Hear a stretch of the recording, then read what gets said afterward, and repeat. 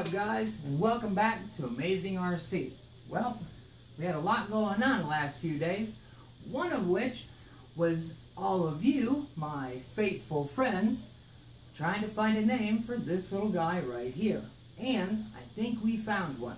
We added one of the names that we came up with one of the names that you guys came up with. And it ended up being TUCKERR MAXX. So, meet TUCKERR MAXX. Here, you gotta come say hi. Say hi to everybody. Say hi, I drive a quarter scale.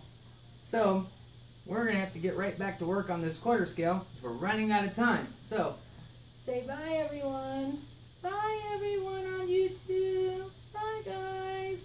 So, TUCKERR MAXX, and thank you to everyone who gave an entry in the great Name the Shop Cat deal. Okay, bye guys. So thank you to everyone who put a name in the comments, and I think we got a good one. So tell everyone bye, Tucker. Bye, Tucker. And that's the Shop Cat. Now, here's what we got going on with the quarter scale. So, last night, went ahead and I got everything put back together that we had taken apart.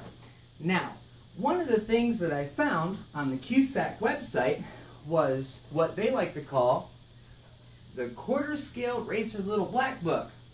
Now, I know that there's a lot of hardcore quarter scale racers looking at me going, oh God, he's such a novice. Well, I'll tell you what, I've never put one of these down the track, and seeing as how I am borrowing this car from someone, I'd rather not wrap it around another car or in the wall because all of this stuff is kind of expensive. So, with that said, today we're going to dive right into the book, and we're going to deal with something that's very, very important when it comes to these quarter scales. And it involves how these tires like to wear down and how much traction you get as you roll around the track. Now, when you're plowing in and out of a turn, you want to get as much of this rubber connecting to that track as possible. And one of the things that you have to do is mess with all of the camber and toe adjustments in the front as well as in the back.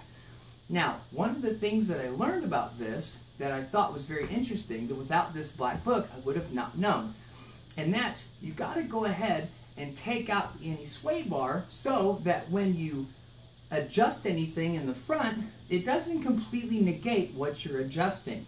Then you go ahead and put the sway bar back in.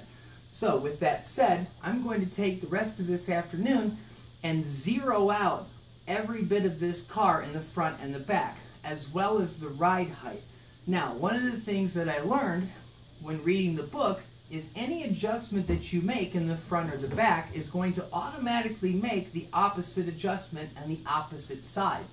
So with that said, you need to write down just about everything you do to this car. So I'm going to go ahead and take the next few hours and get everything zeroed out, and then I'm going to go ahead and get what they call a nice starting number as far as all the adjustments that go in this vehicle for track day.